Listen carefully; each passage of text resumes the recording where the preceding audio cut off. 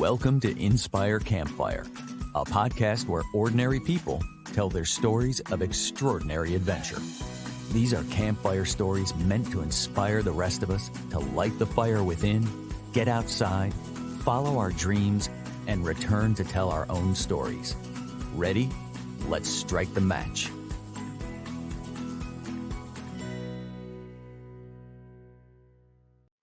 Welcome to the show. I am your host, Scott Wurzbacher, and today I am the one experiencing awe, that reverential respect mixed with fear and wonder. I'm still trying to get my head around the story that we're going to hear today and the incredible human being behind it. Can you imagine rowing a boat by yourself across the Atlantic Ocean?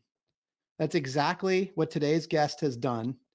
And in this episode, we're going to find out what it takes to become the kind of person capable of this sort of feat.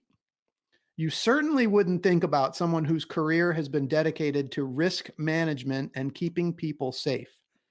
But that's exactly who we're about to hear from. I have with me Tim Crockett, co-founder of Flying Frog Consultants based out of Atlanta, Georgia. Originally from Hereford, England, Tim has a strong military background that has served him well in designing and providing security and risk management solutions for a wide variety of clients, both in the private and public sectors. This includes providing services in hostile environments in Afghanistan, the Middle East, Central and West Africa, Southeast Asia, and the Amazon jungles, just to name a few. Tim has appeared on major news networks such as CNN, CBC, Fox News, and Al Jazeera America, and has worked with CNN's news team to provide ongoing safety and security advice. As an experienced traveler, he's used his skills and experience to plan and help produce several television productions, including documentaries and reality shows. In a short intro, I cannot begin to scratch the surface of Tim's career, so I'm going to let him help do that for us. I am so excited for this episode. Tim, welcome to the campfire. Thanks, Scott. Welcome to be here. Oh my goodness, there's so much to pack in, and I just cannot wait to share this story. Rowing across the Atlantic Ocean. Before we get there, can we just start with just who is Tim Crockett and how in the world you have developed this adventure spirit to go on this epic adventure? Certainly, this is where my wife calls my background a little bit like Forrest Gump. You get to see the president again. As you can tell, I'm not from around these parts. I'm from the UK originally. Been here now in Atlanta, Georgia for just over 20 years now, and came here by way of Afghanistan. So I started out in Hereford, grew up fairly regular childhood, but very blessed and privileged that my father owned a coach and travel business. So I had the travel bug and that sense of adventure from a very early age. I can remember early childhood, like most school vacations, jumping on a coach, helping like load the bags underneath, and then giving out teas and coffees as we headed south across the English Channel and then throughout Europe and as far down as Yugoslavia. So yes, I was very, very kind of privileged to grow up with that sort of access to travel. And then as I transitioned from school and figuring out what I wanted to do when I grew up, and I'm somewhat still trying to figure that out today. But I started off my early career as a design draftsman and an engineer. I always knew I was going to join the military, or always felt that I was going to join the military. But in case the military didn't suit me, I wanted a backup plan. And again, this kind of leads into a little bit more of my character. I always like to have a backup plan. So I thought engineering, I liked draftsman. I liked kind of the creativity, but the preciseness of being a draftsman. Engineering, again, that served the analytical side of my brain. But after about 2.5 years, I was getting bored. The local area and playing rugby on the weekend was not enough adventure. obviously things were getting more expensive then, and my job was not that well paying. So I decided I thought I'd join the military, and I didn't know quite which branch of the service I wanted to join. And then a friend of mine who was currently serving in the Royal Marines pointed me in that direction, and there was everything from again climbing up mountains and skiing to kind of running around in boats, kind of doing all real cool stuff. But there was this particular skill set of an assault engineer, and you get to build stuff and you get to blow stuff up. And I thought that's Nice. for me. Nice. So took about 13 months to get in, and then as I did, it was like duck to water. It was the right environment for me. I thrived throughout training, thoroughly enjoyed it, where most people don't. Joined 40 Commando. Went straight to Norway, skiing, and again living in the mountains for 3 months. Back from that, straight out to a ski instructor's course, and then Gulf War One. So we went off to war as a young, kind of at the time, 18, 19-year-old. Again, more adventure. It's war, yes, but it's adventure when you're that age. And then kind of that's where my career in the military started to, I thought, slow down. And I was looking for that next adventure. And I thought initially I might want to go and become what they call a mountain leader. And my company sergeant major at the time said, "Hey, have you ever thought about the SBS?" And I went, "What's that?" Having grown up in Hereford, and for those viewers or listeners that know much about the UK Special Forces, you have the SAS, which is the Special Air Service, which is famed with the Iranian embassy siege and a number of other things, certainly more modern day. But we have the waterborne side of that, which is the Special Boat Service, born in obviously World War II, famed with raids against beaches and preparing for the landings and canoeing across the channel and that to blow up German warships and all that sort of Yeah. stuff. Yeah. But at the time, I wasn't a particularly strong swimmer. I was comfortable in the water, but I was like, I'm not too sure about that. But my sergeant major sort of said, "I think you've got a good aptitude for this."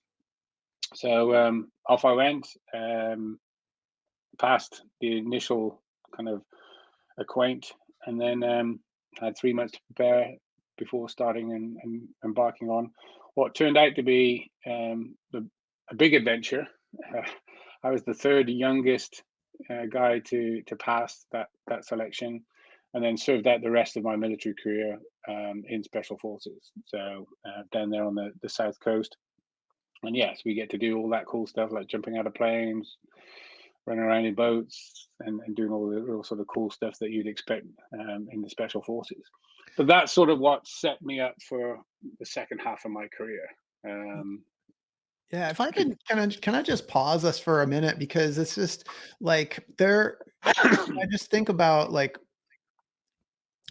the things that people are capable of, right? I mean, just even up to this point, I mean, this is just the beginning, and we're gonna continue to tell the rest of this story. But even kind of just leading up to this point, I mean, I got to imagine that this, this sense of adventure, it wasn't just like jumping off of a cliff and all, like you're just, you're a little boy, and then all of a sudden, like you're this epic adventurer, and in the SBS, and how did that progression sort of happen, and that like love for adventure, and was there fear, was there doubt? um, um, yes, anyone that knows me, if you speak to them, yes, confidence has not been a big factor consciously in my life. Now, one would say that perhaps I have been adventurous, and I get that spirit from my father. Again, he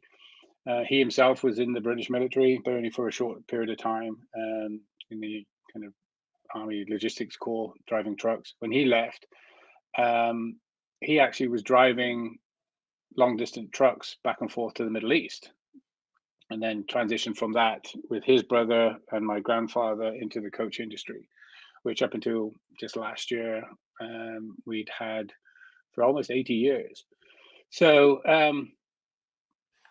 different cultures, different foods, like different places. Like you get on a bus and you're meeting different people. All of that is for a young 5, 6, 7, 8 year old is kind of adventurous. And then when you Yeah. get off the bus at the other end, you're in a whole new country, city, culture. And I think, like I said, back then perhaps I didn't appreciate the opportunity that I had, but it was certainly shaping me from a very early age um, to always try something. I'm always that person that I may go to the same restaurant every week, but I'll try something different on the menu every time. I won't be kind of stuck in that routine. While I like routine, routine has been part of my life from a young kid through the military and to today.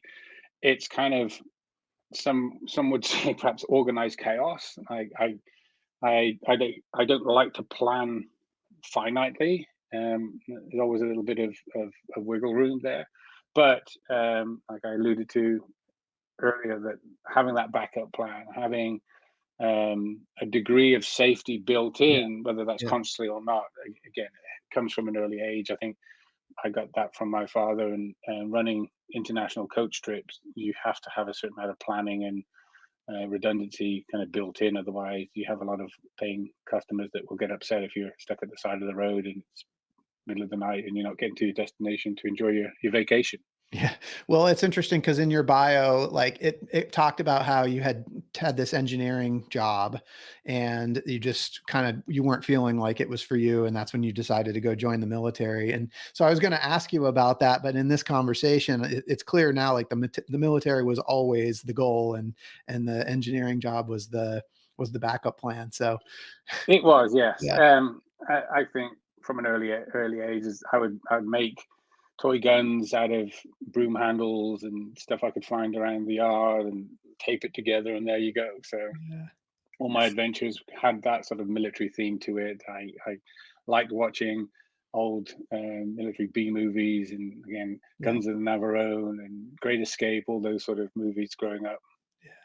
Okay, so take us into the next phase of the career where the safety and risk management business began. So, yeah, so I touched on that I was one of the youngest to pass UKSF selection back in the day, um, and I kind of got to that point where I was again fortunate to progress through my military career pretty quickly.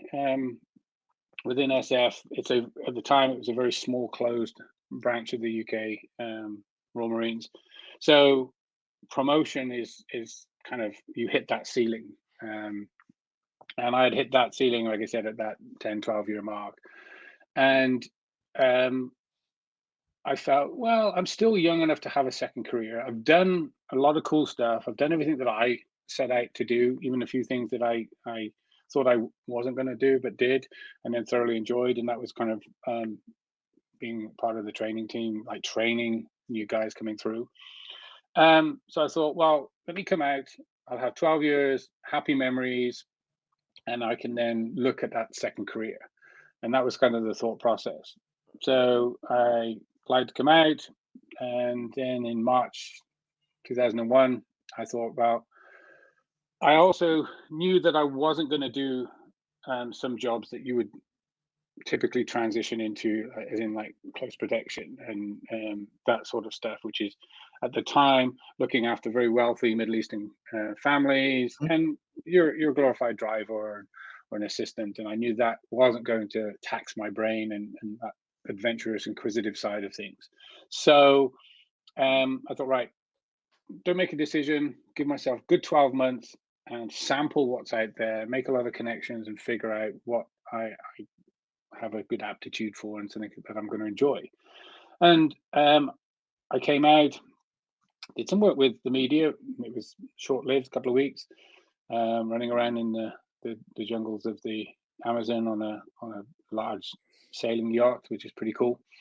Um, but then started looking at bigger projects. Like I did a big kind of piracy project off the west coast of Africa, where we laid a cable, fiber optic cable from Cote d'Ivoire all the way down to Gabon, and then that same cable we picked back up in the Nicobar Islands and took that cable all the way down the Malacca Straits into Singapore, which connect kind of the European markets with the Southeast Asian Yep. markets, and a lot of data goes through that pipeline. It was fascinating, and there was a lot of moving parts. So from a project base, it was giving me that bit of adventure and danger, but it was also, we had a lot of engineering and maps and satellites and charts and kind of all these different entities that we had to liaise with. So that was kind of where I was gravitating towards. And coming out of that second project, the company I was working for asked if I would take over a demining operation on the Iran-Iraq border for a large seismic company. So I thought, yeah, sign me up. That sounds exactly kind of what I'm after. And then obviously 9/11 happened and the world changed, Yeah. changed very, very rapidly. And a lot of the projects that I was looking at suddenly got mothballed because of this uncertainty in the world, working either directly for or with American companies. They were unsure because, again, you're in predominantly Muslim countries or cultures. Yeah. So there was a lot of uncertainty and fear. So now I've got a mortgage to pay for, and money's not coming in. I'm thinking, oh, what am I going to do? And I was in London, actually looking after a tennis celebrity at a classic tennis tournament, and a group of people I was with was kind of very plugged in with what was going on in the world. And he reached out and he said, "Hey, you've worked with the media before, haven't you?" And I was like, "Yeah, loved it. It's great. Well, I've got this project in Afghanistan. It's basically looking after a small news team. Would you be interested?" I was like, "Yeah, I always wanted to go to Afghanistan." Obviously, checked a couple of other boxes. Yeah, when do we start? 10 days later, I'm in Kabul. Wow. That news team happened to be CNN. And I was there for just shy of 2 months and was part of the team that was responsible for getting hold of bin Laden's video libraries that kind of came back, and they made a lot of documentaries. Those VHS tapes went on and got passed to departments of the government, and again answered a lot of questions. So it was a fairly big deal. Wow. CNN itself went on to win a bunch of awards that I was named and involved with. I got myself my first Peabody Award, along with the Royal Television Society Award and Eagle Award, which is part of the Overseas Press Club of America. So yeah, it was kind of exciting time. Got to meet a whole different level of people within that news world, that's apart from kind of the news gathering element in the field. Now you've got the producers and people Yeah. that put the shows together, even right up to senior leadership. And I think they took a liking to me. So as they started to look at what they were going to do for the second Gulf War and how they were going to cover the story, they reached out to the company I was working for and said, "Hey, what if we second Tim to come and set up and oversee and kind of manage all of CNN's news safety prior to that thing?" So I found myself back in Atlanta, and what should have been a 3 to 6 month secondment turned into about 2.5 years. I met my wife here, and have been working with not just CNN but most of North America's media for much of that 20 years that I've been here now. And then obviously, as people like leave news and go into production or go into PR or crisis management, I'm a known entity to them. So a good, strong referral source. Yes.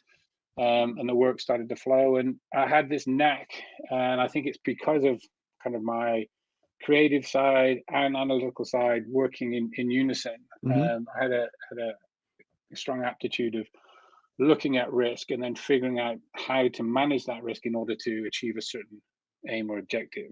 So from a news perspective, again, news people don't want to be running around putting themselves at risk just Right. for a story, because like no story is worth their lives. Of course. But they still want the story, and the best stories are close to the action, not 50 miles behind the front lines. So a lot of the time I would come in and figure out, okay, what are the editorial points are you after? Okay, how can we do that sort of safely? And we'd develop a plan that way. And then I just took that same recipe and applied that to TV and media, whether that's a reality TV unscripted show or whether that's a documentary. Again, you look at those same elements, distill what's really a risk, what's just a threat, and then come up with a plan on how we can achieve their aim safely. And that's kind of what I've done now for close to 20 years since leaving the military Yeah. is looking at a particular problem or challenge, figuring out the real scary, risky pieces, and then coming up with a plan to get to the end and figure it out. Yeah. So where it's essentially taking dangerous situations and creating a sense of safety around them. And this is what you've been doing your entire life. And I think for the listeners, we're going to talk about this race that you did across the Atlantic Ocean in a rowboat, but I think it was so important that kind of lay the context of Tim Crockett leading up to that point, because this isn't something that,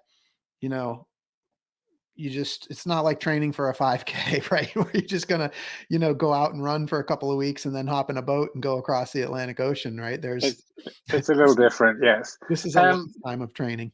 Yeah, but and that's applied to me. There are many people, and this year's race, there's something like 43 teams that are out there currently on the Atlantic. They're in, probably some have just crossed the halfway mark, some are around 1,000 miles in, and they don't have my background. They have different backgrounds, and you have some that come from very, very ordinary backgrounds. But it shows you what you can do when you set your mind to it and prepare accordingly to do so and do so safely.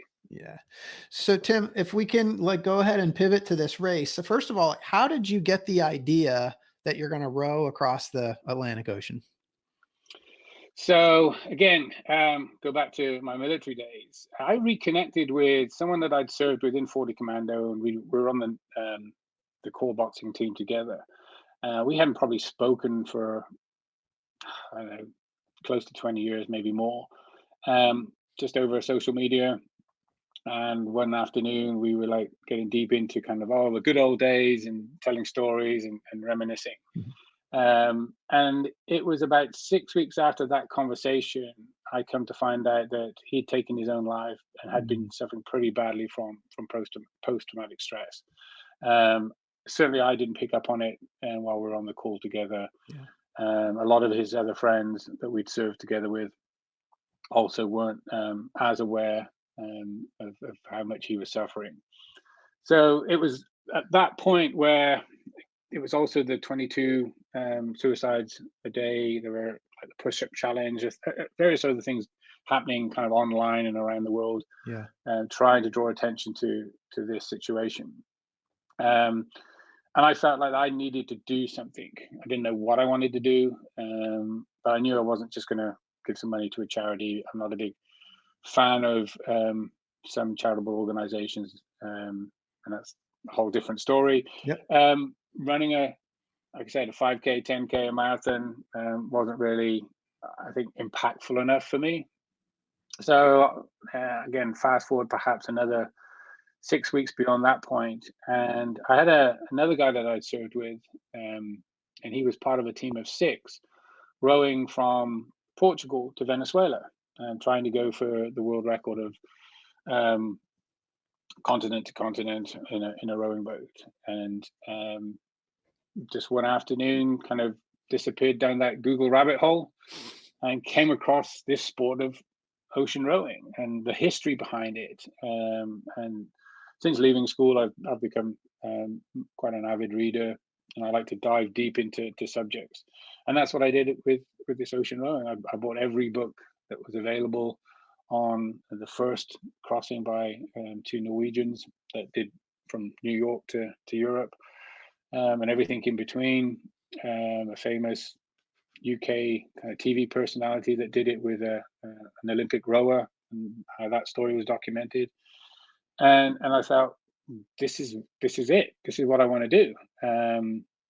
Initially, again, the cautious, the risk manager inside me kind of pumped the brakes a little bit and said, well, perhaps you should do it as part of a team or as a pair, is kind of where my mind was going. I thought, okay, who would I want to attempt this with? and a couple of names popped up. I reached out to one gentleman here who is an avid kayaker and has 30 years worth of kind of kayaking experience. I thought, okay, that sounds pretty arduous and good preparation for a challenge like this. Yeah. So I reached out to him, and he was like, thought about it for all of about 10 seconds and said, yeah, no, I'm not doing that. And so again, knowing a little kind of how I like to approach things and deal with things, the decision to go and do it solo was a pretty quick decision. I think once I knew that my top two contenders as teammates were not interested, Yeah. then it was going to be a solo effort. And as I only had about 18 months in order to prepare to get to the start line, which sounds like a lot of time, but it isn't. The time was against me, so doing it solo was going to be, I thought, was going to be a lot easier than most. Yeah. So you talked about preparation. I definitely want to talk about that. Just like for the listeners. So you found this race called the Talisker Whiskey Atlantic Challenge. And that Correct. is what you participated in. I wonder if can you just kind of give the listener a little bit of background and context on what this race is, the length, how long does it take? What are the boats like? Mhm. So anyone that wants to dive in deeper after listening to this, obviously there are Yep. more than one oceans. There are different routes across the ocean. So this one is a fairly established mid-Atlantic east to west route. So it starts kind of off the coast of North Africa or Southern Europe and comes across utilizing the uh, trade winds Okay. to get you to the Caribbean. This race was set up in '97 by a gentleman called Sir J. Blythe, and back then it was all the boats were the same. Everyone was a pairs team, and you literally had to build your boat in order to enter the race and do the crossing. That's changed obviously a lot, and it has changed significantly again in the last 4 or 5 years. But it is now sponsored by Talisker Whiskey.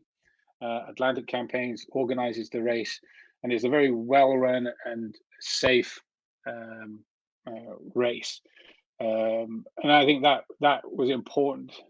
Obviously, not being a rower, I'm comfortable in that sort of environment.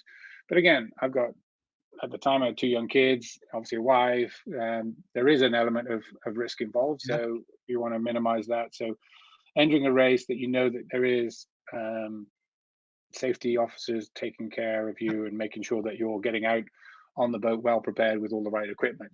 So that was kind of the reason why I chose the Talisker. And then the established race or route is from the Canary Islands, which is just off the northwest coast of Africa, and it's from La Gomera, which is the kind of second smallest island, and then 3,000 nautical miles all the way across to Antigua in the Caribbean on the sort of Windward Islands down there. It's a race that can be entered into as a solo, like I did, and in the year that I did it, there was 5 of us that chose to do it solo, and then everyone else was either a pairs boat, a trio, 4 or 5 person boat. And again, you have mixed teams, you have different styles of boats. So you have like a pure or an open type class, and then you have a race class. Mhm. And obviously, they have different properties in terms of what's affected by the wind. So some boats actually are more aerodynamic and they move faster and can get blown faster by the winds, whereas others chose to go kind of the more traditional, pure style of boat or construction that again offers different properties for different things. So everyone has their sort of subclasses within that race itself. Yeah. And I think like just for the listeners, I know that this helped me. Like as soon as I Googled the Talisker Whiskey Atlantic Challenge, all of a sudden now there's like it just brought context for me because I can actually see what these boats look like. And they, they're pretty cool looking. They look like they're pretty high tech, but I'm curious, like what kind of technology is available on the boat? So again, coming back to safety. So when you think rowing boat, you're thinking kind of like fixed seats, big Mhm. rowing wooden oars, and the original crossing was done in a vessel very much like that, slightly modified, and to make the crossing and get them safely from New York to Europe. Today, a lot of the design specs come from kind of the sailing world, with the types of materials and the kind of the style of the boat. But there's certain properties that have to be built in. So the boat has to be able to self-right. So if it were to get capsized by a wave, it will pop back up. And this is typically done by ballast, and whether that's equipment, water, or um, built into the boat. Obviously, you have a heavy bottom, and then one or two cabins or compartments above the waterline that are sealed and have basically two big bubbles of air. So as the boat rolls over, you have the weight wanting to get to the bottom again, and then these two bubbles that want to get back up on top of the water again. So Wow. that's one of the main design features in the boats that you see today. Some are more pointy, some are more torpedo shaped, some look like sailing boats without the mast. And again, there's probably half a dozen or so different boat designers out there for ocean rowing boats. So it's always best to sort of preface that by ocean rowing boats compared to rowing boats. Sure. And then everything else you find on the boat, you would find on any ocean going vessel. Some of the things that are perhaps a little bit more unique is the water maker, or the desalinating unit that's there, because Cool. obviously Yeah. you're traveling very slow. Mhm. You can't pack a lot of water or pack any stores into the boat itself. So you have to be able to make your own water from seawater, and that's probably the most important piece of equipment on Got the it. boat Yeah. itself. Those are mainly battery operated, so you need solar cells to get power from the sun, store it in batteries in order to run the water maker, the navigation equipment, the radios, and anything else, the lights, all those sort of safety features that are on board the boat itself. And then you have obviously life jackets, life rafts. You have what we call a sea anchor, which is basically a large parachute. So if the wind is blowing you in the wrong direction, storms are happening, or there's something else that requires you to kind of hold station within the water, you would deploy the sea anchor, because at some point you'll have about 5.5 miles worth of ocean underneath you. And again, you can't store enough um, rope or anchor chain on the boat Of itself course. to Yeah. reach the bottom. So you're not going to be anchoring off or tying off on anything Yeah. mid crossing. And then food is pretty much the only other thing that you have on board. You don't need many clothes. You don't need pretty much else to row an ocean. And so do you start the race carrying enough, like, do you ever get support from like a main boat in this race, or are you completely self-sustained the whole time? So that's an important point, actually. So the any ocean crossing, but the Atlantic crossing, or the Talisker race, they coined the phrase that it's the world's toughest challenge. And to put that a little bit into sort of context, the year that I rode, which was 2018, 2019, so I left in December of 2018 and finished obviously February of 2019. That rowing season, and again, you have to avoid Yeah. hurricanes and all those sort of things, and the weather has to be set up. Um, so that rowing season, there were the five on the Talisker and I think six other independent crossings. So there was 11 of us that rowed across the Atlantic that season, and it's obviously 3 or 4 months in duration. That same climbing season on Everest, there was over 800 people summited Everest. So if you think climbing Mount Everest is a big challenge, then again, there was 11 of us that rowed across the Atlantic solo Yes. versus that climbed to the top of Everest.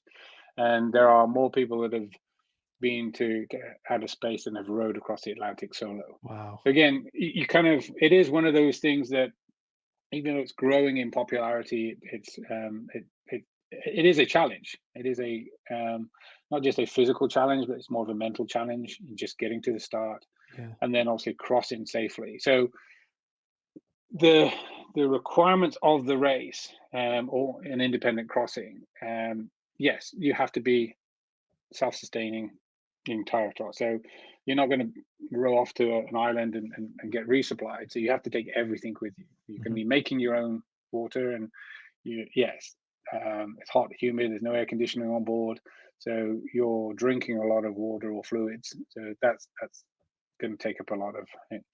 As a solo, as part of the race, I have to take 90 days worth of rations based on my calorific burn rate. They have a arbitrary number, which I think is about 67 calories per kilogram of body weight. So for me, that worked out at the time around about 8,600 calories, and I rounded it up to 9,000 calories a day. That has to be on board. Most of it is like expedition rations, so it's freeze dried or dehydrated. Mhm. Um, 20% of that has to be meals ready to eat, just in case your water maker breaks, you lose power, and you have to rehydrate the food. So you, obviously, to save water, you have to have 20% of those calories as just your regular sort of MREs. Sure. Um, and then basic safety equipment. All of that has to be on board, like any Yeah. other ocean-going vessel. And then that's it. When you start, you're away you go. There's some additional requirements leading up. Like you have to have a minimum of 100 hours on the boat, 24 hours of which have to be rowing at night. I think those numbers have increased now for the race today. You have to have gone through a number of safety courses, so the normal sea survival courses, VHF courses, navigation courses. Again, all the basics that you would expect. You're going to go off the coast of any giant landmass to make sure that you're competent and confident in your abilities when you get out on the water, because once you're on the ride, it's very, very hard to get off the ride. I think so. And the further you're away from land, the more difficult that can be. Because now you do have this thing called an EPIRB on board. You pull that, and it sends a satellite signal, distress signal, to some monitoring stations, and then maritime law, anything that's close and can lend assistance is then directed to your location. Now, if you were to do that mid-Atlantic, help could be 2 days away, or it could be 10 days away. It literally depends on the proximity of other ships that happen to be crossing the Atlantic at that time. So yeah, you have to be able to look after yourself for a sustained period of time, not only doing the challenge, but if there was a major emergency. So Tim, I don't recall if we clarified for users how long you were out there. So when going into this and sort of planning, I thought there are two strategies that rowers take when partaking in something like the Talisker. Is you're either rowing to compete. I think you want to win your race category or win the whole race, break world records, that sort of stuff. Or you're rowing to complete, and that all you want to do is get from one side to the other side safely. I fell into the category of I wanted to just complete. I had my purpose and mission, and that was to raise awareness for the charities and the cause of veterans' mental health. I wanted to enjoy it, and obviously wanted to get across safely. So that has how I planned my my crossing. Um, and I thought, right, looking and speaking to a lot of other solos in the years prior to mine, I set myself a goal of 50 days. I thought that's achievable. That's kind of average, um, based on all the variables that I could calculate for at the time. In the end, it took me 63 days, 2 hours, and 32 minutes. And a lot of that is down to the weather. I think in the year before my race, we had a lot of strong, sustained winds in the right direction from start to finish, and all the world records were broken. And there's all these stories of folks surfing down 30, 40-foot waves and Mm. yeehawing it all the way across. We had the complete opposite. We had 3 distinct periods during the crossing where there was no weather. Um, And when we talk about all of that equipment and all of that food, close to the start of the race, your boat or my boat weighed almost a ton in weight. So that when you don't have any wind or wave action kind of helping you across, you have to row that weight, and it's like rowing through like molasses. It's slow, it's uncomfortable. You're in 90, 100-degree weather, close to like 100% humidity. Like I said, and there's no respite. It's not like, oh, let me just go inside my carrying and turn the air conditioner on. Like, escape. The sun's beating down on you, and you don't have that wind to help you across. Yeah. Did you have any of those? I just had this visual when you explained about the 40-foot waves. Did you experience that surfing where you're kind of riding down a big wave? So yeah, we when we started, we had what looked to be real favorable weather. We had strong winds the day before we were due to leave, which actually prevented us from doing our kind of dress rehearsal for the start, because there was a concern that when people left the marina that they wouldn't be able to get back in because the winds were so strong. So when we set out, yeah, the winds were pointed in the right direction.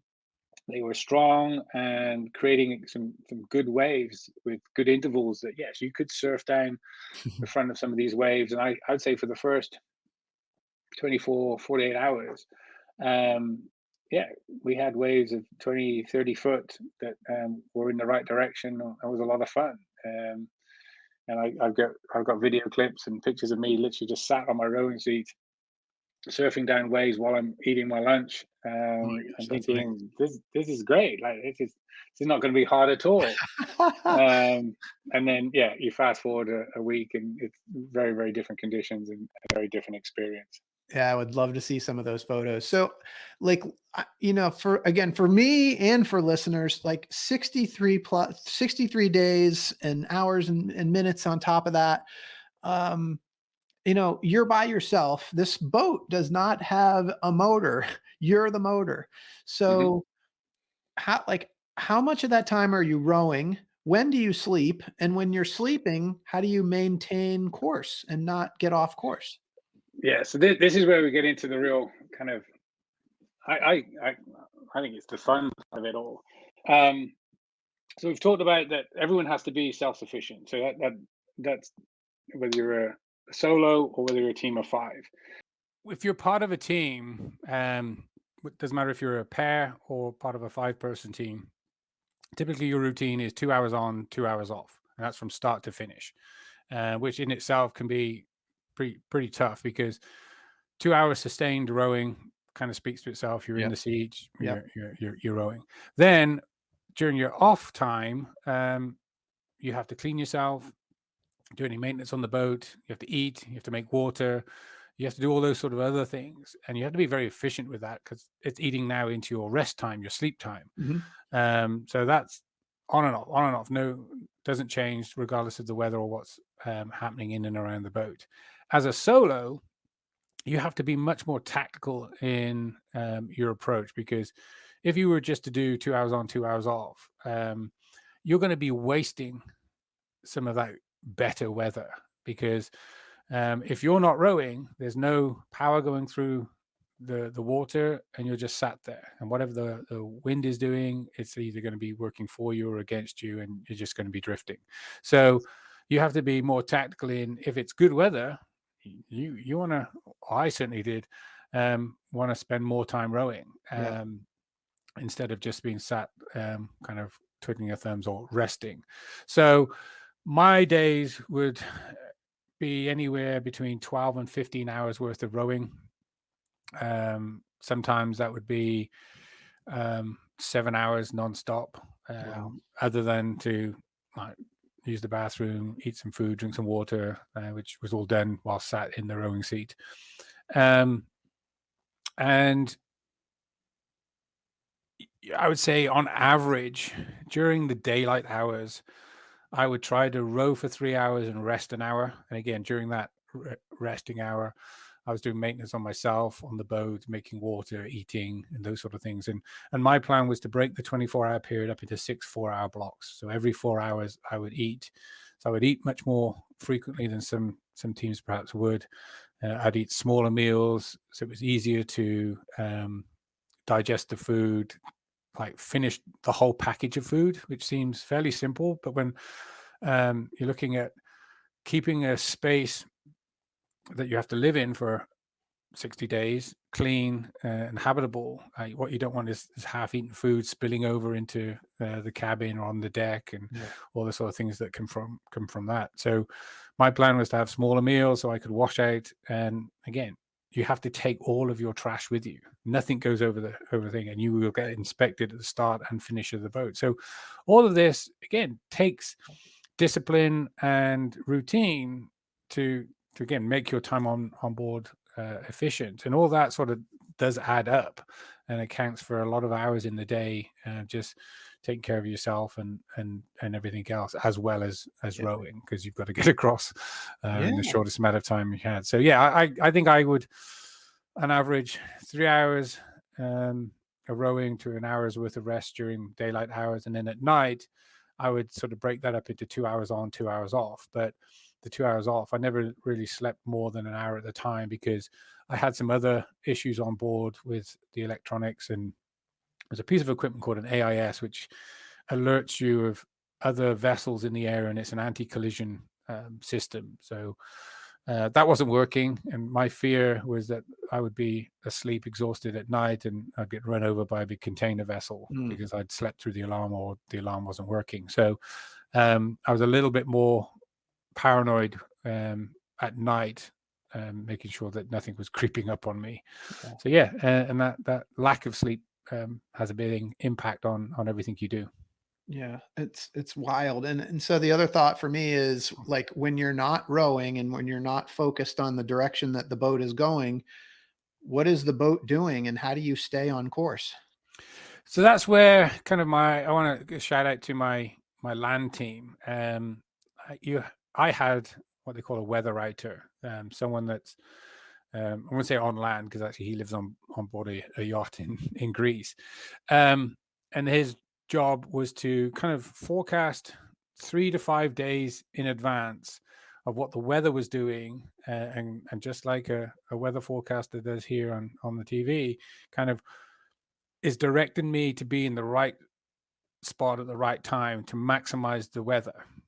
So because of other complications with my steering system on the boat, I had to have a following sea. So I needed the kind of the wind and the waves to be pushing almost right at kind of the backside of the boat. Anything off to the side would cause me problems. So when I'm not rowing and I'm kind of resting, the hope is that the wind was pushing me west. It may not necessarily be exactly in the direction I want to go, but as long as I was heading west, I was happy, whether it was north, west, southwest, or just west, because it meant that I was getting closer to my destination. And in reality, you don't have to be specific in where you are in a fairly sizable piece of ocean until perhaps the last 1,000 miles, and then you have to sort of start to come down that funnel to make sure that you don't miss Antigua, because it's quite a small island, and you don't want to get blown past because you won't be able to row against the weather. Yeah. I mean, would something like this be possible without like GPS type navigational equipment? Could you do this without that sort of equipment? Yeah. And that's how it was done kind of back in the day. So 2 guys that I actually served with, they were part of that very first kind of precursor to the Talisker back in 97 in a wooden boat. Like I said, when they paid their race fees, and this pallet of marine ply turned up, and they literally had to assemble it and fix all the equipment together. And then you had to look at astral navigation using a sextant to take a fix. I think they may have had some very basic tracking device, but they themselves didn't have GPS. So they literally had a sextant, rulers, and a pencil, and marked off on their chart their kind of fixes that they took, hoping that they would be accurate. So yes, it is a lot easier today with GPS trackers and satellite phones and all the other kind of things that we rely on today. But it's doable without it. And I think even with all that stuff, I think it was the year I did, or maybe the following year, there was a French gentleman that actually built essentially just a large barrel and floated across the Atlantic, just by use of the sea currents and the wind. Now he didn't know where he was going to make landfall, but yeah, at some point you will hopefully just get across. But we want to get across in the shortest amount of time and get to the desired destination. What I'm hearing is you don't want to try to go the other way. This is a one-way trip. It is, unless you're doing the North Atlantic. And obviously, if you study the sea currents and the prevailing winds, then yes, different times of the year there are, like we were utilizing the trade winds. You've got the jet stream. You've got obviously Pacific currents if you're doing the Pacific.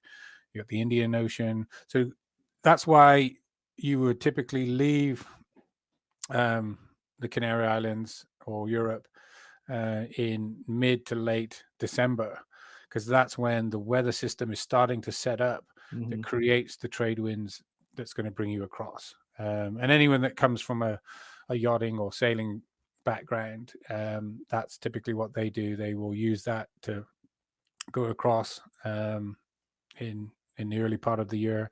And then later on, when you have the kind of weather start to move back the other way in late July, August times, they sail back to Europe. Got it. Makes sense. So Tim, while you were out there, what were some of the challenges that you experienced? Well, everybody deals with your body just kind of breaking down, like 12 to 15 hours worth of rowing. You've got the heat and the cold if the weather closes in. Obviously blisters, soreness, your muscle weight sort of wasting away because you're only using those muscles involved with rowing. So walking, like your calf muscles waste away, your hamstrings waste away, your body's eating itself. You've got equipment failure, again, the weather. You've got a certain amount of vulnerability with other marine animals and wildlife, again, ships and stuff that are floating around. I didn't have that sort of encounter, but many boats do have kind of encounters with aggressive marlins that attack the boat, and they'll have the marlin spike pierce the boat. Wow. For me, I fared fairly well. Actually, day 2, I injured my knee. I was getting out or getting into the cabin, and my foot was at a strange angle as I hit at the bottom of a wave, and it kind of tweaked my knee, and I probably tore some ligaments. It kind of did balloon up 2 or 3 times the size. It was painful, but only when you twisted the knee. So the actual rowing didn't interfere with rowing. So even though I had it strapped up and taking some Advil to deal with the swelling, I carried on rowing. So that was kind of day 2, which wasn't a good start. But over the course of about 2 weeks, it settled down and didn't become a problem until later on, which was kind of the second issue that I had to deal with, and that was my auto helm. Now, you asked kind of how the boat stays on course. So yes, using GPS and your desired direction that you want to go in, the little brain of the boat can use what we call an auto helm. So it steers the boat in a certain direction based on your position and your direction. Most people will have 2, 3, 4 of these pieces of equipment on board because it's not designed for ocean rowing. It's actual a lightweight yachting piece of equipment that's being kind of re-rolled, and little electric motor, and it can burn out quite regularly. So the idea is that you swap this thing out every 3 to 4 hours to stop it from overheating. Schoolboy error. I knew that this was going to be a risk, and I only took the one, thinking that I could either hand steer or foot steer. And when that started causing me problems, I think day 12, and I could go either north or south, but I couldn't go west because of this equipment kept failing. I resorted to steering with my foot, which you get the steering lines and you sort of tie them off within one of the foot plates. You unhook the foot plate, and then you can twist the foot plate left and right to steer the boat. Well, that only happens on the right leg or the right foot, and that was the knee that I'd injured, and that twisting action was very, very painful. So now I had very limited ability to steer the boat. So what was perhaps less of a concern when we started was now quite a major concern. And this is where I think I alluded to any one thing I'd prepared for. And I thought I was pretty well prepared to deal with any one thing, or maybe two or three things happening at the same time in a sleep deprived state. Yeah. But when you start stacking 4 or 5 of these things on top of each other, it can become quite overwhelming. Yeah. And there was 2 or 3 occasions that I suffered in that sense, where the weather was blowing me in the wrong direction. So that tripped out the auto helm and meant that I had to go to foot steering. That was problematic, and I was kind of pirouetting around, getting more and more frustrated and exhausted, sleep deprived, suffering from some food poisoning because of some compromised rations that I'd eaten, and then obviously the heat, humidity, and exhaustion that goes along with it. So yeah, at one point you're like, okay, how am I going to get across this ocean? I was probably about 1,000, 1,200 miles in, so not quite halfway, and yeah, you're by yourself. And that's the other difference between working as a team and being solo, because while you have the flexibility to, if I want to row 7 hours, I'll row 7 hours. If I want to stay in bed an extra hour, I can, without obviously upsetting teammates. Yeah. But as a solo, everything comes down to you: the maintenance of the boat, the preparing of food and water, and rowing. So when you're not quite up to it, or it was very, very hard at that point to sort of figure out, am I going to finish this? How can I finish this? Again, mentally, I knew that I wasn't going to give up, but there's also some practical side of this. It's like, well, you've still got to get across the ocean. How are you going to do it? So at those points, I'd have to call back to either my wife, my race kind of manager support, Ali, that I think we touched on prior to the recording, to help kind of vent and complain a little bit, to ease that frustration, but also just hear someone talk through what I can't figure out on board. They may have a perspective that, well, have you tried this? Have you tried that? And we really start to just kind of crowdsource some of the solutions. And sometimes there was no solution. It was literally a case of being able to just step back and reframe the problem. And if I couldn't do that, what's the next best thing? And that was something that I took away from those sort of moments. It's a really important point. So you had some sort of a satellite phone or something that you were able to use to actually speak. So you did have interaction with other humans as you were out there, even virtually. Yes. Yeah. Again, great preparation for COVID. I was very fortunate in the fact that one of my sponsors was a satellite company, and they gave me an additional satellite phone. You have to have 2 for race safety purposes, but I had an independent satellite phone for that, so I could call my team, my family, and just chat. But I also had what I think is now mandatory for this year's race is a small BGAN satellite transceiver, which meant that if the weather was favorable, I could point this at a satellite and get online. I had a very sanitized, stripped down iPhone, and on good days and within 30 seconds, I could be online our Wi-Fi, and I would use a messaging service to converse with my weather writer and or race control or family, and send pictures back and ask questions and get questions sent to me, which was again very, very useful, because I would kind of connect maybe 4 or 5 times a day just to download some information and or upload questions. So I did have some sort of feedback, but I chose not to interact as much as perhaps the ability that I had, because yes, it's great to speak to a loved one and get some words of advice and support, but then when you hang up the phone, it can be very much like that emotional roller coaster.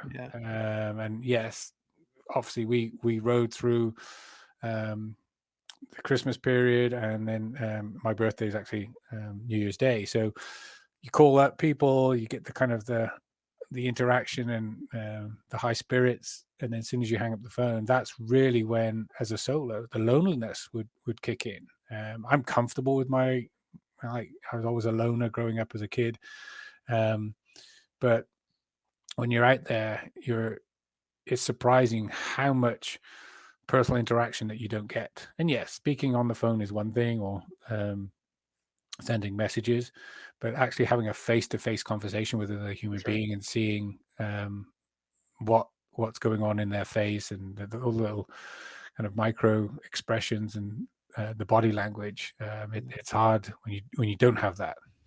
Well, it's so interesting because, part of this whole thing was your experience with your friend, and, PTS, and, mental challenges. And here you are outside by yourself in the middle of the ocean, and you're kind of, experiencing some of this stuff firsthand, right? Yeah. I mean, Like I said, I've been very fortunate in my time in the service not to have be damaged in that way. But yes, this was why I chose this as a challenge, and why I then chose to do it solo, because it's probably the closest you can get to perhaps someone that is suffering from some sort of mental health issue, and feeling that they don't have anyone that they can reach out to, or that they can kind of ask for help. So yes, it's like not the same, but I felt that it was a true reflection of perhaps what some people may be going through. What were some of your go-to tools out there to get you through those hard emotional times? Like calling up again, that support system, whether it was family, friends, and so forth. That is probably the number one go-to. Having that conversation with someone and saying, I'm dealing with this. I need an ear to listen to me vent or express what's going on. I need some interaction. That's obviously probably the best solution. I think everyone says you need to speak up. Outside of that, music, but it kind of funny little twist to that. I downloaded probably 11 hours worth of music, thinking that's a lot of music. And then when you get out there and you realize my crossing took probably close to 1,600 hours, and 11 hours is not a lot of music, and there's a lot of repeat. So I learned some songs really, really well. We joked that there was some of my wife's playlist got onto my phone, and I went from not liking country music to tolerating it and actually liking it. Some audiobooks again, just to but also nothingness, like just switching all that off, having no external stimuli or other than the ocean around you. Now I took the picture of every sunrise and sunset. I'm not sure what I'm going to quite do with them just yet, but the seascapes, like the waves, the stars, or the clouds, all of that stuff, it's absolutely stunning. And then when that's all you have in terms of external stimulus apart from kind of the rowing and what you're doing, which again takes up a lot of time. This is not like some joyride. Yeah, it's breathtaking.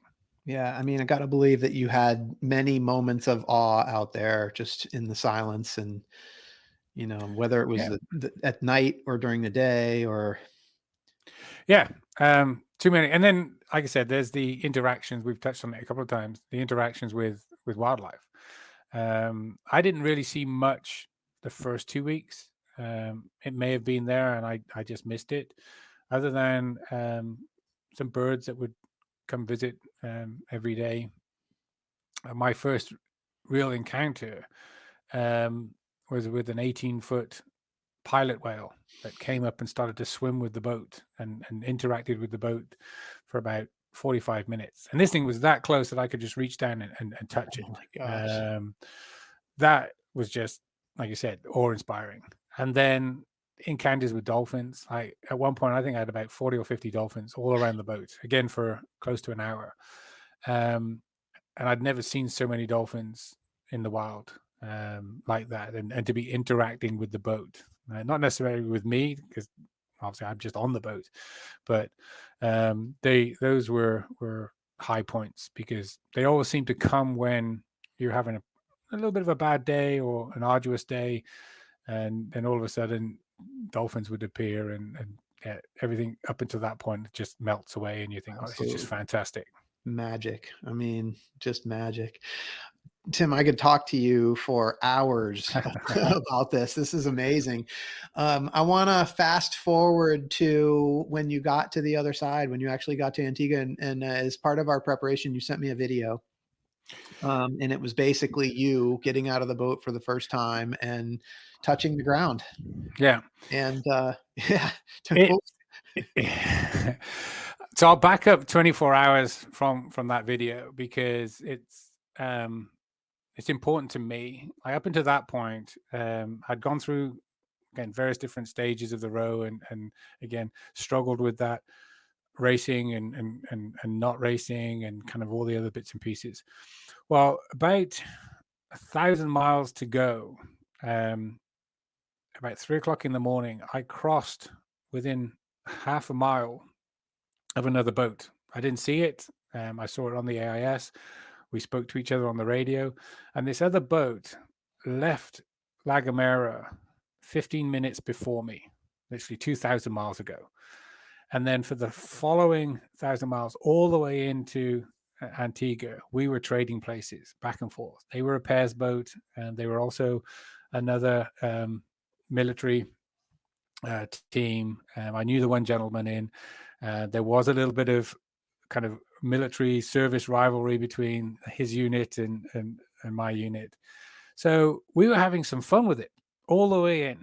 And when you get to within 20 miles of the finish, or 20 miles of Antigua, you have to call into the local search and rescue. And at that point, like I said, it was the middle of the night. We closed in on the final destination at night, so we didn't see the island. It's pitch black. They come up on the radio and call in. So they're, I think, about 3 miles ahead of me. And I thought, I will have a bit of fun. We'll see if we can chase them all the way in. But then the weather and Mother Nature had a different idea.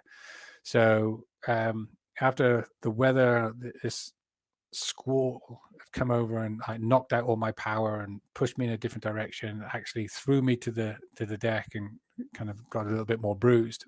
I made the decision, okay, just need to calm down and safely get into the destination here.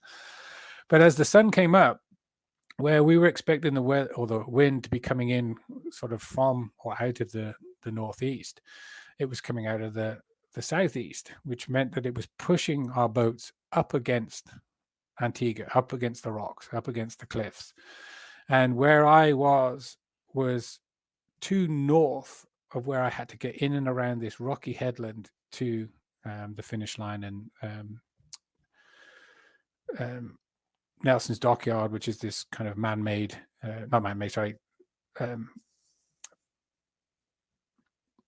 harbor on the southern side of the island. Yeah. With my knee with the steering problems that I had, I knew that the closing sort of 12 miles were going to be tough, and I was going to fight all the way in. But mentally, I thought this was going to be an easy finish. And I don't know why I thought that. I thought, oh, it's the last day, the last few miles. It would literally be just coasting into Nelson's Dockyard. But the weather had other means. So I fought all the way in. And the video that you speak on where I get quite emotional, you hear a certain rasp in my voice because I'm dehydrated. I fought all the way in. I had to get to a certain point 6 miles from the headline just to get around it. And as we started to close, it's the only time in the entire crossing that I wore a life jacket, because I thought within a mile of the finish, I was going to end up on the rocks because of the way the weather was pushing us in a less than ideal direction. So everybody inside, because it's a natural harbor, it's flat, calm, it's beautiful Caribbean blue skies. And yet, for some reason, we're taking a long time to get in. And it's because I'm fighting not to end up on the rocks. Anyway, finally got in, crossed that finish line, exhausted, dehydrated. And from the finish line, it's about a half a mile in to where you get off the boats, actually at Nelson's Dockyard. And incredibly, for me, it was incredibly emotional, not for just finishing 3,000 miles worth of rowing and everything that I'd gone through, but because literally 2 hours beforehand, I thought I was going to have to jump off the boat, and it was going to end up on the rocks. Wow. And nobody saw that. The only people that kind of witnessed a little bit of the what the sea was doing outside was the search and rescue boat that would come in and guide you through the final half a mile, because of there's this reef that kind of guards the entrance to Nelson's Dockyard, or English Harbour, where the race finish is. So yeah, that was tough, and it made getting off the boat even more kind of exhilarating. And it took probably a good couple of hours for it really to sink in. Yeah. Well, I mean, what did that feel like, getting out, like literally getting out of the boat and onto land? It was tough because when you cross the finish line and you go through kind of the little video clip that you start to see, they circle the boat and you've got the flares. So that's the actual physical end of the race. And then it's just a nice casual row in where you meet the families and the race officials. Well, you have to row past all these super yachts, and there's a flotilla of small boats, people that have come out to see you. So I've gone from being by myself for 63 days to all of a sudden, like hundreds of people there, all screaming and shouting and like hooting the horns and everything else. It can be a little bit overwhelming, and I was kind of shocked to some extent. I wasn't quite prepared for that. But then, stepping off the boat, wobbling around, and then being reunited with obviously my family was it's hard to describe that feeling. It's just tremendous. Yeah. And, I mentioned before we got started here, like when I watched that video, I think the thing that most struck me was, the resilience, the mental toughness that you have to do something like this, to like row a boat across the Atlantic. I mean, like, to me, you've got to be like man of steel. I mean, just bulletproof. I mean, and that's the person that I'm talking to. But yet in that video, when you got out of the boat, you became very emotional. And yeah.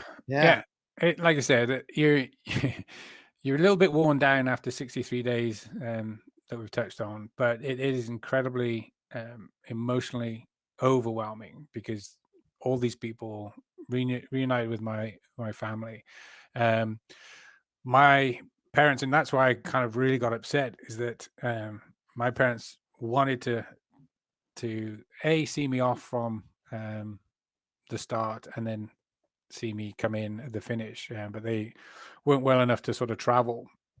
So my sister came out. So I had to give a sort of shout out to my father, where again I feel I got my adventurous spirit from, and he would have love to have been there with me. So again, I got choked up kind of chatting about them and giving them that shout out. But it takes hours, if not days, to readjust to being back, not just on dry land, but like in and around people and all the sort of things that we take for granted, like in our everyday lives now. Like on board a small little rowing boat, you don't have that. Well, I think that the beautiful thing for me was, just this idea that like even Superman has emotion. I think that's an important thing. It is, and we've got to. I think that's part of the problem. To tie this back to why I did it with the veterans' mental health piece, there's so much stigma around not speaking up, and that you are this guardian, whether you're regular military or special forces, that you can't show your weaknesses, and you've got to bury those emotions, and that's not healthy, and that's probably what's led to this epidemic of mental health, and again, not just in the military community, but further afield to that. So I think for me that was a little bit of acknowledgement in myself. Sometimes you don't have control of those emotions. I certainly didn't have control of my emotions at stages during the crossing, and at that moment on that video clip, it almost broke through. I managed to regain it a little bit, but we are human at the end of the day. We're flesh and blood. We're all susceptible to these things, and we've got to embrace it and learn again how to manage that in a positive way, rather than just trying to stuff that down. But this challenge and any ocean rowing challenge, it's more mental than it is purely physical. Yes, there's some physicality to it. I would say that it's probably 75% mental, and that's in terms of the preparation and then adapting to life on a small boat on a big ocean, and then that loneliness and the isolation and being sort of self-sufficient and all the anxieties and frustrations that come with that. It much more than jumping on a rowing machine and rowing for 15 hours is tough, but do that without that support and that knowing that you can get off the ride. It's tough. That's incredibly powerful. So last thing about that video, that when you finished the race, was I'm so glad when I saw you on camera. So for those of you that aren't listening, in this video, Tim is wearing his shirt that says "Tame the Kraken," and he's wearing it for us today. For those of you that are watching on YouTube, you can see his shirt. But if you're not, "Tame the Kraken." So if you've seen Clash of the Titans, you know about the Kraken. But Tim, tell us the meaning of the shirt for you. So the Kraken actually can be traced back to a Norse kind of mythical creature, sea creature, obviously, that can drag seafarers and whole ships down to the depths of the ocean. Very seen as a very dark, ominous creature, and that was my analogy for mental health and post-traumatic stress. So the idea of tame the Kraken is taking that and being able to acknowledge it, and then again tame it. Right, so it's not going to kind of grow into something that's debilitating and could lead to harm. So tame the Kraken was the theme of the whole campaign in terms of raising awareness and some funds for veterans' mental health. Yeah, it's awesome. And I think it's important to acknowledge, and I think you said it, but just to kind of repeat, like, we're taming the Kraken. We're not trying to destroy the Kraken. We're taming the Kraken. Yeah, exactly. And again, some Norse legend says that obviously you cut off a leg of the Kraken and it'll grow back. So there's this being able to renew and regrow. So just because something bad has happened to you, it shouldn't destroy you. It's taking what's happened to me and turning it around. It's what's happened for me, so you can grow and become more resilient and stronger from it. Yeah, I love that so much. I want one thing I want to just mention here is, I've done some kind of research and study on the concept of flow, like this idea of like getting in the zone and just kind of, really like living in that place of just really feeling fully alive, fully conscious. And one of the triggers of this idea of flow is something called the challenge skills ratio. And it's this idea of like balancing your skill set with the level of challenge. And this is what I see in this adventure that you've taken. You had this whole lifetime to develop these skills. And so like I think for a lot of people, they look at what you've done and said like, oh my gosh, like I could never do that. And you know what? For a lot of people probably couldn't if you don't have the right level of skills. But like for you, it seems like this was definitely a challenge, but you'd also been preparing for it for your whole life. So you kind of, had figured out a way to sort of match the challenge with your skills versus, and I guess that my point here is that, again, you know, the average person doesn't just like decide one day watching TV that they're just going to jump in this boat and go do this, but you found this way to like match the level of challenge with your skill set. And what I usually finish these podcasts with is what's your advice for people that are looking to maybe level up their challenge or, cross that threshold into adventure. And I bring up the challenge skills ratio because I think that plays a part in this. Yeah, and I would say that you've got to start and look at yourself. Like, what are you comfortable? I talk a lot about people's risk tolerance. Some people have a greater risk tolerance than others, which will impact on everything they do, from choosing a vacation to the careers that they follow to what they do within those careers. Some people are risk takers and they'll take bigger risks based on, again, their appetite for risk. So I think that's an important starting point. So yeah, if you have never run a marathon in your life or find it difficult to run a small race, going and doing like a race across the Death Valley is probably not a good starting point. I had never rode prior to undertaking this. However, like you spoke to, I was comfortable in the environment. I was used to being on the water, in the water, under the water, cold, wet, miserable, all the sort of factors that can be quite off-putting to some people. I'd already experienced that in various different forms leading up to this. So again, that didn't even register for me when I decided to do this challenge. It was more about like, well, how am I going to get the money and the logistics to actually get to the start line, and having to interact with people and ask for money and ask for help. That was like pretty daunting to me. So yeah, it's finding kind of, that skills perspective. Okay, this is what I'm comfortable and competent in doing, and then in taking that a little bit further in whatever it is you're good at, whether it's cycling or like, it didn't necessarily, I use the word good very relatively. Again, from a safety perspective, if you're an average climber, soloing Al Cap is, again, probably not the first step, but building up to that, if that is something that you want to set your sight on, but not be scared of picking a fairly scary, audacious sort of goal. And it may take you 18 months, it may take you 18 years. But if it's something that you feel that you want to do, then it's important that you pursue it. Yeah. Amazing. Yeah. Thank you for that. So, Tim, your whole life story, this row across the Atlantic, but your entire life story, it's epic. And if they haven't already, Hollywood, they probably already know about you and they're probably already planning the movie about your life. But what I want to know is, when they do make the movie about your life, who's going to be the actor that's going to play you? So I thought about this a little while. I would say Jason Statham. It's probably Nice. because we have a similar hairline. I love it. He, again, anyone that knows his background, he's a diver, pool, obviously athletic, does his own sort of stunts. So I feel that he's molded in the right corner.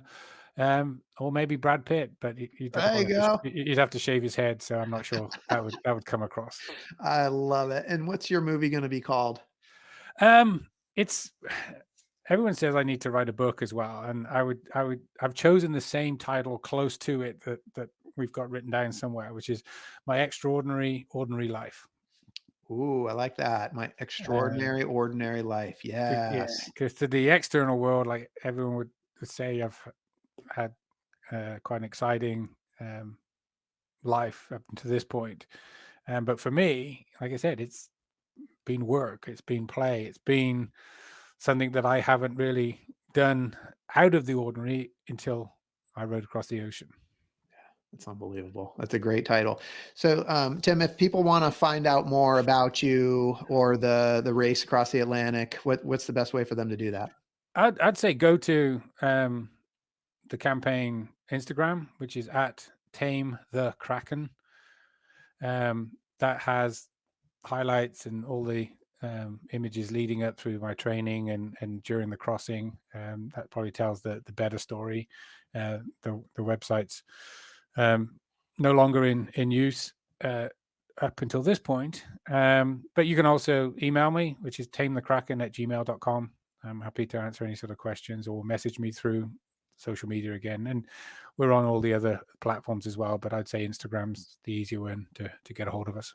Awesome. Well, thank you, Tim. Thank you so much for your time today. This has been incredibly inspiring, such an amazing conversation. And for those listening, I hope you've been inspired today as much as I have. I hope that Tim's story has encouraged you to listen to the voice inside that calls you to adventure, because we want to hear your story next. If you have a story to tell or you need a nudge to create one, please send me an email. We'd also appreciate it if you'd help us spread the word by leaving a review and sharing or tagging Inspire Campfire in your social media. And until next time, I want to encourage you to get outside. Thanks for listening. Tim, thank you so much for being here today. Thank you. Thoroughly enjoyed it.